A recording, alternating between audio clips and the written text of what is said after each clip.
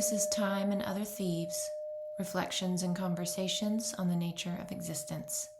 I'm Sarah B., and my usual microphone is on the fritz right now, so I'm just using the built-in one on my computer. Need to find somebody who knows more about that technology stuff than I do to figure out what's going on with my other microphone. So we're just going to have to make do with this for now. It's been too long.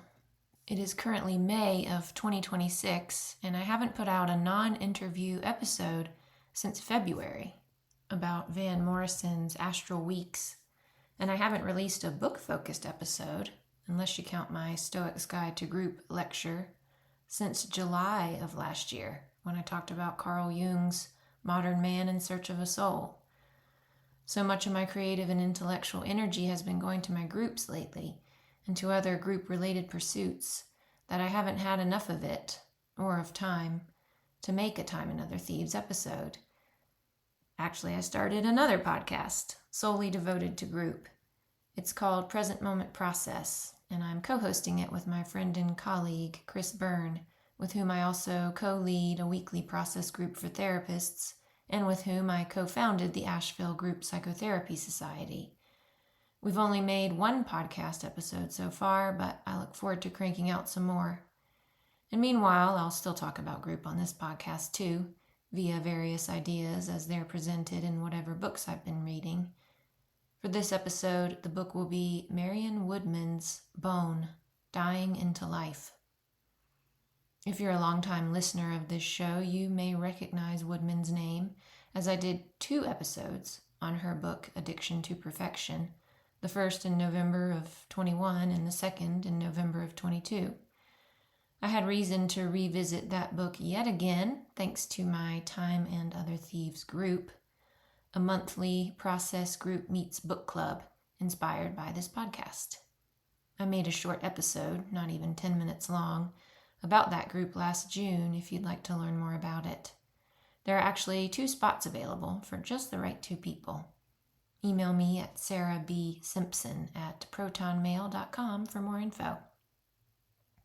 The Time and Other Thieves group started meeting in July of 2025, which means we've now had 10 sessions in which we've discussed the following books as featured on this podcast.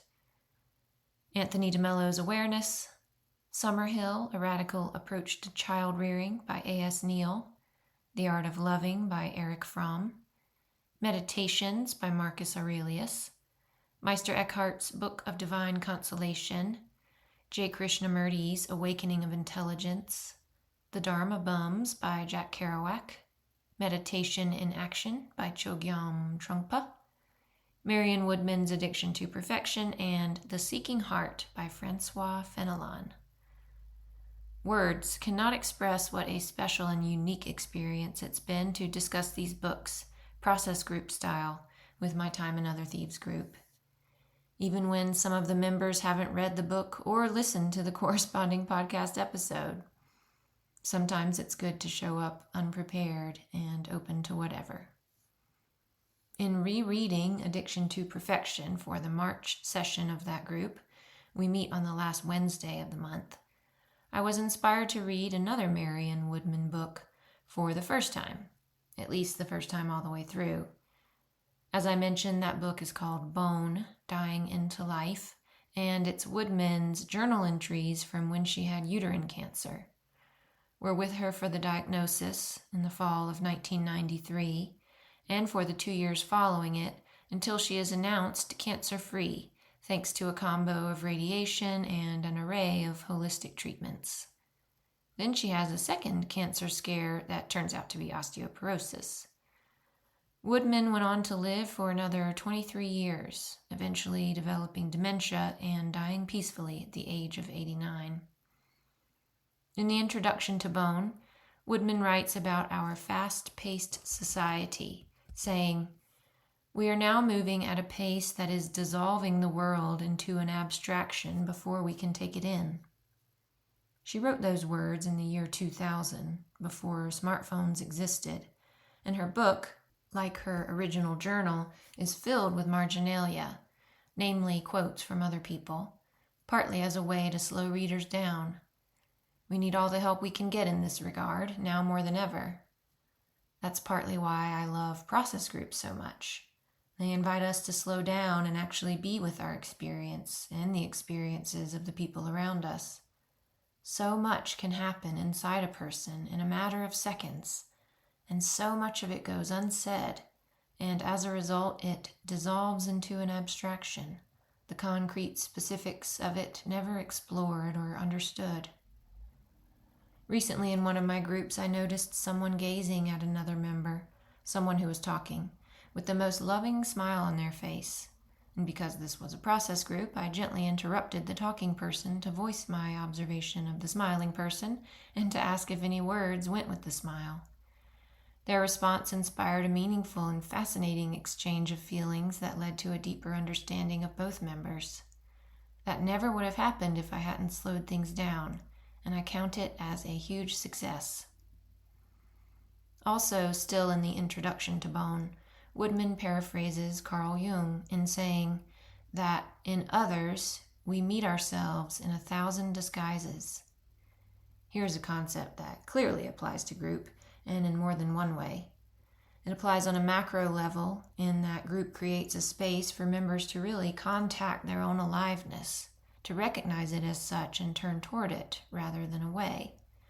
This aliveness is the divine life force that we're all expressions of, the God I think Ram Dass was referring to when he said that we're all just God in drag. But on a more micro level, we can also meet ourselves in others when we have the same or similar emotional response to a given stimulus, not to mention when we actually feel what someone else is feeling and don't even know that it's happening. As a group leader, my emotional experience can provide me with valuable information about what's happening for one or more members of my group. If I'm feeling anxious, for instance, and I don't know why exactly, it can be helpful to assume that one or more people in the group are feeling anxious, and I should get curious about it. If I'm feeling anxious and I do know why, it's also safe to assume that one or more group members are feeling that way for similar reasons, and to help the group explore that feeling. Woodman quotes Jung multiple times in Bone, which makes sense given his enormous influence on her. In the margins of page 6, she ponders the following of his words. The symptomatology of an illness is at the same time a natural attempt at healing. We can apply this notion to physical and psychological illnesses alike. Symptoms or behaviors can be a cry for help from the body or the psyche, respectively. And of course, sometimes it's both.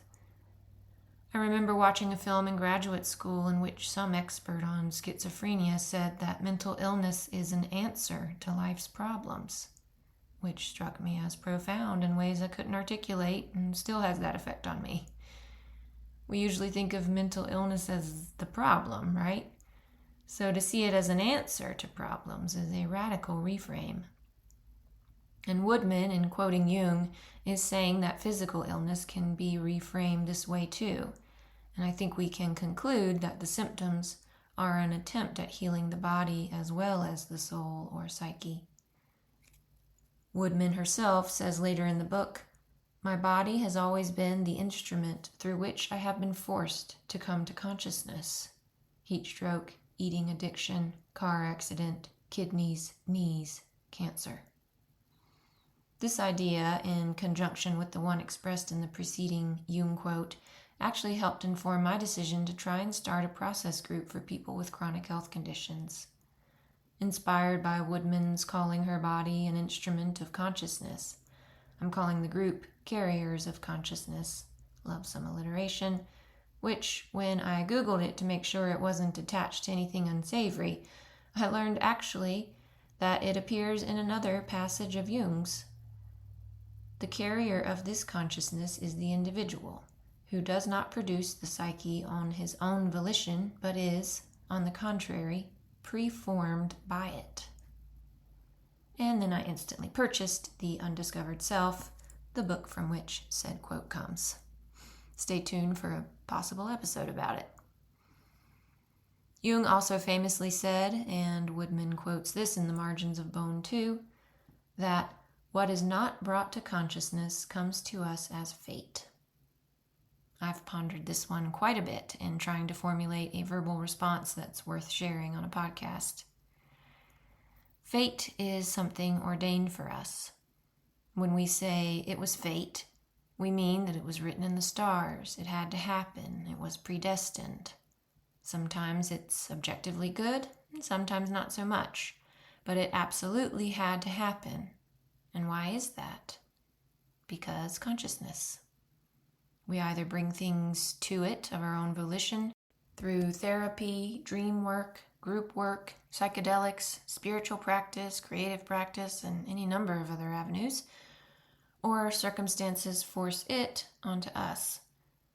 I think I've quoted Jeff Goldblum circa Jurassic Park on this show before. Life finds a way. We could also say that consciousness finds a way. But that notion doesn't account for the countless people out there who remain mostly unconscious for their entire lives. Some of them are in charge of entire countries. But perhaps it's our collective fate to have such people as our leaders. Consciousness's way of trying to wake us up. Or maybe this whole thing just got away from me. But it's actually a decent segue into something else Woodman says in Bone. Dear God, it is amazing how we go about the ordinary tasks in the face of the mystery. The specific mystery in question here is her potential death by cancer, but every human being, regardless of their health status, goes about ordinary tasks in the face of the mystery, the overall mystery being life itself and consciousness. Zen Master Dogen said that enlightenment is the same as living an ordinary daily life. Indeed, how could it be otherwise, as we must all live ordinary daily lives thanks to these incredibly demanding bodies of ours. Our need for food alone is relentless. Did you ever see that incredibly amazing interview clip of Aretha Franklin in 2008 when the interviewer asks her what her biggest challenges are? She scratches her head and thinks about it. Biggest challenges for me, she says.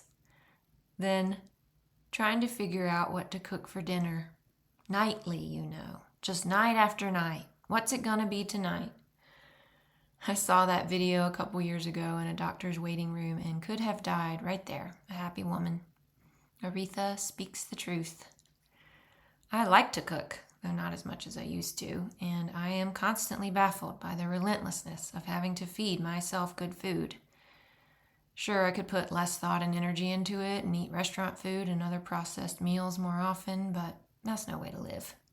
I want to take care of my body, and preparing my own meals is essential to that aim, not only because the food itself is better for me, but also because the act of making it is good for me. It's the figuring out part that's such a challenge. There's an adorable New Yorker cartoon of a man opening a refrigerator with a smile on his face, saying to his wife, who looks wholly unamused, "I'll make dinner if you tell me what's for dinner." Regardless of what's easier, both the making of dinner and the figuring it out are examples of the ordinary tasks Woodman is referring to, and we can't get away from them, try as we might with all our stupid inventions. We are magical and mysterious creatures walking around on a magical and mysterious planet, and we have to buy toilet paper. To quote Ernest Becker yet again from his book Denial of Death, we are gods with anuses.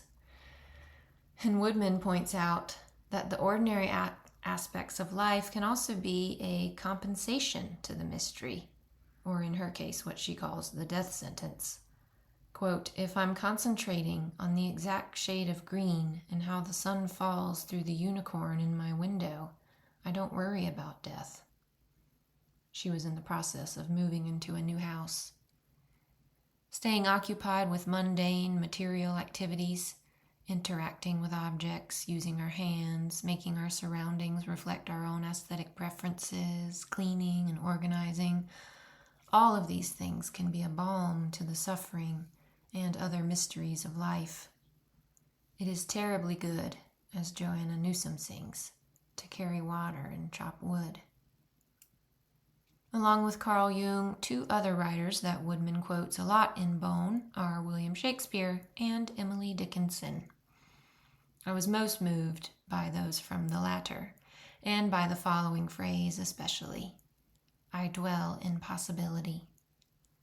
The statement, which is the first line of a poem and therefore its de facto title, instantly made me think of group, and how a big reason why I love group so much is because of the endless possibilities it contains. What if people actually said what they're thinking and feeling? Even in process groups, where the explicit invitation is to do just that, they rarely do it. But I'm nonetheless in love with knowing that they could, that they might, and in that way I dwell in possibility. Here's the entire poem. I dwell in possibility, a fairer house than prose, more numerous of windows, superior for doors, of chambers as the cedars, impregnable of eye, and for an everlasting roof, the gambrels of the sky. Of visitors the fairest, for occupation this, the spreading wide my narrow hands to gather paradise. Boy, that last part is so good, isn't it? The spreading wide my narrow hands gives me chills. But regarding the poem as a whole, I enjoy comparing possibility, not to prose, which implies that possibility represents poetry to Dickinson, but to what Martin Buber called the it world, or to any normal forms of interacting with other people. Group certainly offers more windows and doors through which to see and enter into the hearts and minds of other people, and the sky is certainly the limit, an everlasting roof, when it comes to what people can talk about. My group members are undoubtedly the fairest of visitors that I could ask for, and not just because they've agreed to show up in this very honest way week after week, but also because they are amazing humans, each and every one. But what is it about those last two lines? The spreading wide my narrow hands to gather paradise, that makes me die a little in the best way. I think it's because her hands are narrow, certainly too small to gather much of anything, let alone an entire paradise, but she's spreading them wide, doing what she can with them, with what she's been given, so that she might make the most of this life, this moment, which is what I feel like I do in my groups. The instrument I'm working with, my own body and mind, is limited, much like Dickinson's narrow hands, but I milk it for all it's worth, session after session, hoping to create a kind of paradise for my group members in which they can feel truly present and alive with one another. In most sessions, we might only glimpse this paradise, but the possibility of this glimpsing feels sacred and exciting enough to continue fueling my obsession, and I hope to dwell in it forever. This notion of dwelling in possibility, of always being motivated by the many things that could be, reminds me of the bodhisattva vow, which includes, among other unachievable feats, to free all sentient beings from suffering, though they are numberless. It simply can't be done, but people take the vow anyway, sometimes even shaving their heads as part of the ceremony. And in the associative webs of my particular brain, both of these notions resound in a tone similar to a Rilke quote that Woodman includes in the margins of Bone. It reads, "But once the realization is accepted that even between the closest human beings infinite distances continue to exist, a wonderful living side by side can grow up, if they succeed in loving the distance between them, which makes it possible for each to see the other whole and against a wide sky." I suppose it sounds like Rilke is accepting an utter lack of possibility in regard to how close people can ever really get to each other, how well they can truly know each other, which I guess is the opposite of Dickinson's sentiment and that of the Bodhisattva vow, but they're similar in that there's something infinite at play. That you can never fully know me and I can never fully know you is the reason, paradoxical as it may seem, to keep trying. And in the effort to know more, we see how much more there is to know. A kind of seeing that Rilke conveys so perfectly and poignantly in his image of a whole person standing against a wide sky. The gambrels of the sky, of visitors the fairest. I'm going to leave you with one last quote that Woodman references in Bone, Dying into Life. I have nothing to say about this Meister Eckhart passage for reasons that you may deduce upon hearing it, but I nonetheless want to share it with you because it's so cool and trippy. When the soul wishes to experience something, she throws an image of the experience out before her and enters into her own image. Sure, I'll say it again. When the soul wishes to experience something, she throws an image of the experience out before her and enters into her own image. I'm Sarah B. Thank you for listening to Time and Other Thieves. Until next time and beyond, on we go. May you dwell in possibility and spread wide your narrow hands.